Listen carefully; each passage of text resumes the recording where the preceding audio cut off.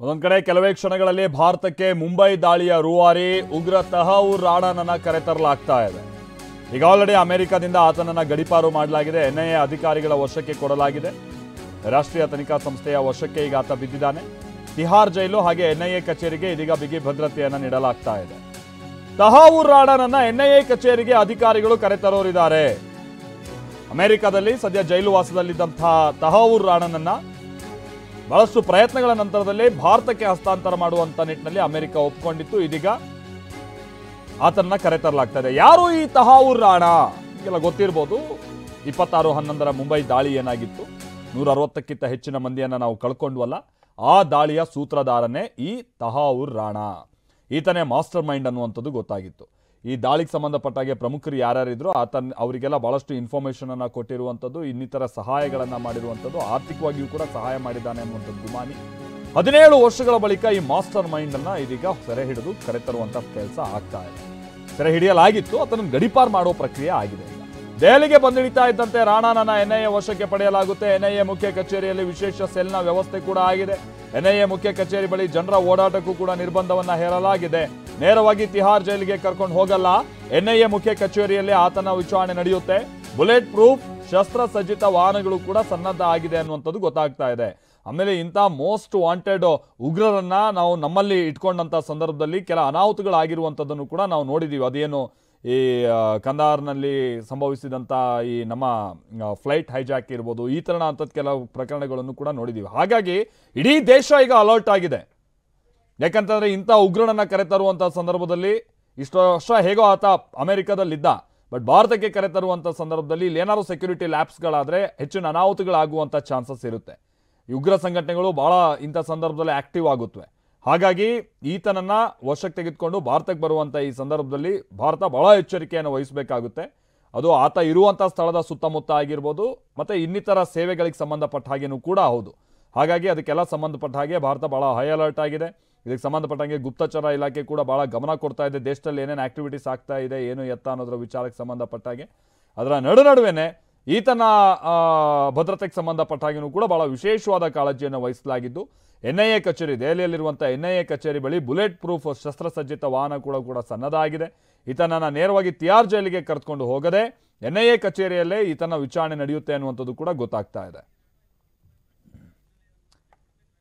ಆಮೇಲೆ ಈ ತಹೌರ್ ರಾಣಾ ಯಾಕೆ ಇಷ್ಟೊಂದು ಹೈಪ್ ಕ್ರಿಯೇಟ್ ಆಗ್ತಾ ಇದೆ? ಭಾರತ ಯಾಕೆ ಇಷ್ಟೊಂದು ಭಾಳ ಪ್ರಯತ್ನವನ್ನು ಪಟ್ಟಿತ್ತು ಈತನ ಹಸ್ತಾಂತರಕ್ಕೆ ಸಂಬಂಧಪಟ್ಟಂತೆ? ಅಸಲಿಗೆ ಯಾರು ಈತ? ಮುಂಬೈ ದಾಳಿ ಸಂದರ್ಭದಲ್ಲಿ ಈತನ ಪಾತ್ರ ಏನಿತ್ತು? ನೋಡ್ತಾ ಹೋಗೋಣ ಬನ್ನಿ. 2008 ನವೆಂಬರ್ 11ರಿಂದ 21 ತನಕ ರಾಣಾ ಭಾರತದಲ್ಲಿದ್ದ. ಮುಂಬೈನ ಪವಾಯ್ನಲ್ಲಿ ಹೋಟೆಲ್ ರೆನೆಸಾನ್ಸ್ನಲ್ಲಿ ತಂಗಿದ್ದ. ಮುಂಬೈ ದಾಳಿಗೆ ಲಾಜಿಸ್ಟಿಕಲ್ ತಯಾರಿಯ ಪರಿಶೀಲನೆ ನಡೆಸಿದ್ದ. ಮುಂಬೈ ಅಷ್ಟೇ ಅಲ್ಲದೆ ಭಾರತದ ಹಲವು ನಗರಗಳಲ್ಲಿ ಪತ್ನಿ ಜೊತೆ ಸುತ್ತಾಡಿದ್ದ. ಆಗ್ರಾ, ಹಾಪುರ್, ಕೊಚ್ಚಿ, ಅಹಮದಾಬಾದ್ಗೆ ಹೋಗಿದ್ದ. ರಾಣಾ ಮುಂಬೈ ತೊರೆದ 5 ದಿನಗಳ ಬಳಿಕ ಉಗ್ರರು ದಾಳಿ ನಡೆಸಿದ್ರು. ಅಮೆರಿಕಾದ ಶಿಕಾಗೋದಲ್ಲಿ ಸೆಟ್ಲ್ ಆಗಿದ್ದ ರಾಣಾ ಫಸ್ಟ್ ವರ್ಲ್ಡ್ ಇಂಟರ್ನ್ಯಾಷನಲ್ ಹೆಸರಿನ ವಲಸೆ ಕಾನೂನು ಸಂಸ್ಥೆ ಸ್ಥಾಪಿಸಿದ್ದ. ಮುಂಬೈನಲ್ಲಿ ಇದರ ಶಾಖೆ ಇತ್ತು. ಹೀಗಾಗಿ ರಾಣಾ ಆಗಾಗ ಭಾರತಕ್ಕೆ ಬರ್ತಿದ್ದ.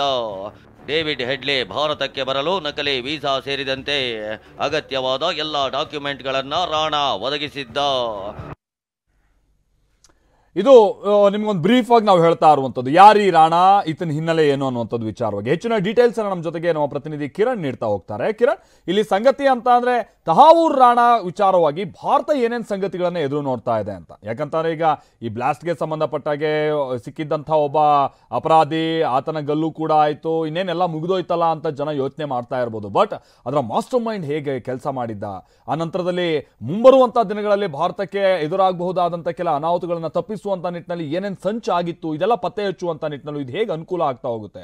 ಓವರ್ ಆಲ್ ಆಗಿ ಈತನ ವಿಚಾರವಾಗಿ ಭಾರತ ಹೇಗೆ ಈಗ ಕ್ರಮಕ್ಕೆ ಮುಂದಾಗ್ತಾ ಇದೆ ಅಂತೇಳಿ ಕಿರಣ್?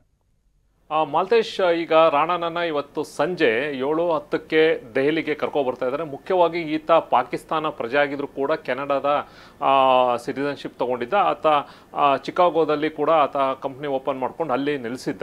ಅಂತಿಮವಾಗಿ ಈತ ಏನು 2008 ಬ್ಲಾಸ್ಟ್ ಆಯಿತು, ಮುಂಬೈ ಅಟ್ಯಾಕ್ ಆಯಿತು, ಈ ಸಂದರ್ಭದಲ್ಲಿ ಅದಕ್ಕಿಂತ ಮುಂಚೆ 1 ವೀಕ್ ಮುಂಚೆ ಈತ ಅಲ್ಲಿಂದ ಮುಂಬೈಯಿಂದ ವಾಪಸ್ ಅವನು ಅಮೆರಿಕಕ್ಕೆ ಹೋಗಿರ್ತಾನೆ. ಆದರೆ ಅದಕ್ಕೆ ಸಂಬಂಧಪಟ್ಟಂತೆ ಎಲ್ಲೆಲ್ಲಿ ಯಾವ ಥರ ಈ ಒಂದು ಅಟ್ಯಾಕ್ ಮಾಡ್ಬೋದು, ಎಲ್ಲೆಲ್ಲಿ ಸೆಕ್ಯೂರಿಟಿ ಲ್ಯಾಬ್ಸ್ ಇದೆ, ಎಲ್ಲಿ ಲೂಸ್ ಇದೆ, ಎಲ್ಲವನ್ನೂ ಕೂಡ ಆತ ಸ್ಟಡಿ ಮಾಡಿ ಕಂಪ್ಲೀಟಾಗಿ ಒಂದು ಪಿಕ್ಚರನ್ನು ಈ ಅಟ್ಯಾಕರ್ಸ್ಗೆ ಮಾಹಿತಿ ನೀಡಿದ್ದ ಅನ್ನೋ ಒಂದು ಆರೋಪ ಕೂಡ ಈತನಿತ್ತು. 2009 FBI ಅಧಿಕಾರಿಗಳು ಆತನನ್ನು ಅರೆಸ್ಟ್ ಮಾಡ್ತಾರೆ. ಅದಾದಮೇಲೆ ಸಾಕಷ್ಟು ಕಾನೂನು ಹೋರಾಟ ಆಗುತ್ತೆ. ಅದಾದಮೇಲೆ ಆತನ ಇಲ್ಲಿಗೆ ಗಡಿಪಾರು ಮಾಡಬಾರ್ದು ಅಂತ ಅಲ್ಲೂ ಕೂಡ ಕೋರ್ಟ್ಗೆ ಆತ ಮೊರೆ ಹೋಗಿರ್ತಾನೆ, ಸುಪ್ರೀಂ ಕೋರ್ಟ್ಗೆ ಹೋಗಿರ್ತಾನೆ. ಜನವರಿಯಲ್ಲಿ ಆತನಿಗೆ ಅಲ್ಲಿ ಆತನ ಅರ್ಜಿಯನ್ನು ಅಲ್ಲಿಯ supreme court, America supreme court ಆತನನ್ನು ವಜಾ ಮಾಡ್ತಾರೆ. ಅದ ನಂತರ ಇಲ್ಲಿಯ ಭಾರತದ NIA ಅಧಿಕಾರಿಗಳು ಅಲರ್ಟ್ ಆಗ್ತಾರೆ. ಯಾಕೆಂತಂದರೆ ಸಾಕಷ್ಟು ಫಾಲೋ ಮಾಡ್ತಾ ಇರ್ತಾರೆ.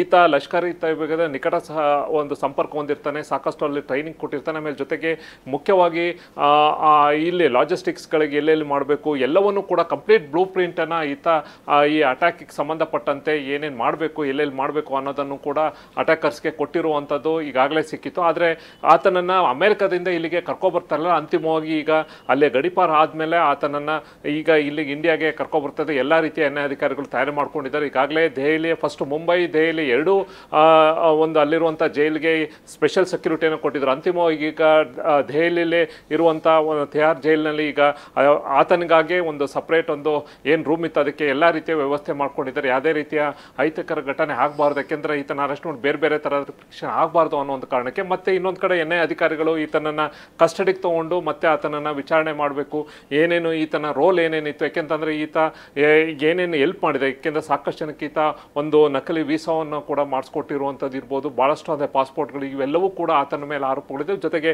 ಮುಖ್ಯವಾಗಿ ಇನ್ನು ಈತನ ಪ್ಲ್ಯಾನ್ ಏನೇನಿತ್ತು, ಯಾಕೆಂದರೆ ಒಂದು ಎಕ್ಸಿಕ್ಯೂಟಿವ್ ಮಾಡಿದ್ದ ಈತ ಮುಂಬೈಲಿ. ಇದರ ನಂತರ ಆತ ಮತ್ತೆ, ಯಾಕೆಂದರೆ ಬರೀ ಮುಂಬೈ ಅಲ್ಲ, ಬೇರೆ ಬೇರೆ ಆಗ್ರ ಭಾಳಷ್ಟು ಕಡೆ ಈತ ತಿರುಗಾಡಿದ್ದ. ಮತ್ತು ಈತನ ಪ್ಲ್ಯಾನ್ ಏನಾಯಿತು, ಆಮೇಲೆ ಇಡೀ ಟೀಮ್ಗೆ ಎಲ್ಲವನ್ನೂ ಕೂಡ ಈಗ NIA ಅಧಿಕಾರಿಗಳು ಆತನನ್ನು ಕಸ್ಟಡಿಗೆ ತೊಗೊಂಡು ವಿಚಾರಣೆ ಮಾಡಬೇಕಾಗಿದೆ. ಆಮೇಲೆ ಈ ಒಂದು ದೊಡ್ಡ ಸಾಧನೆ ಆ್ಯಕ್ಚುಲಿ NIA ಅಧಿಕಾರಿಗಳಿಗೆ ಸಿಕ್ಕಂಥದ್ದು. ಯಾಕೆಂತಂದರೆ ಈತನನ್ನು ಅಮೆರಿಕದಿಂದ ಇಲ್ಲಿಗೆ ಗಡಿಪಾರು ಮಾಡ್ಕೊಂಡು ಕರ್ಕೊಬರುವಂಥದ್ದೇ ದೊಡ್ಡ ಸಾಧನೆ. ಈ ಸಂದರ್ಭದಲ್ಲಿ NIA ಅಧಿಕಾರ ಅಂದರೆ ಪ್ರಪಂಚದ ಯಾವುದೇ ಮೂಲೆಯಲ್ಲಿದ್ದರೂ ಕೂಡ ನಾವು ಬಿಡೋದಿಲ್ಲ ನಾವು ಅನ್ನೋ ಒಂದು ಈ ಒಂದು ಪ್ರಕರಣದ ಮೂಲಕ ಒಂದು ದೇಶದ ಒಂದು ಪೊಲೀಸರು ಮತ್ತು ಇಲ್ಲಿಯ ಸರ್ಕಾರ ಒಂದು ತೋರಿಸುವಂಥ ನಿಟ್ಟಿನಲ್ಲಿ ಈಗ ಈ ಹಂತಕ್ಕೆ ಬಂದು ನಿಂತಿದೆ Maltesh. Okay thank you Kiran.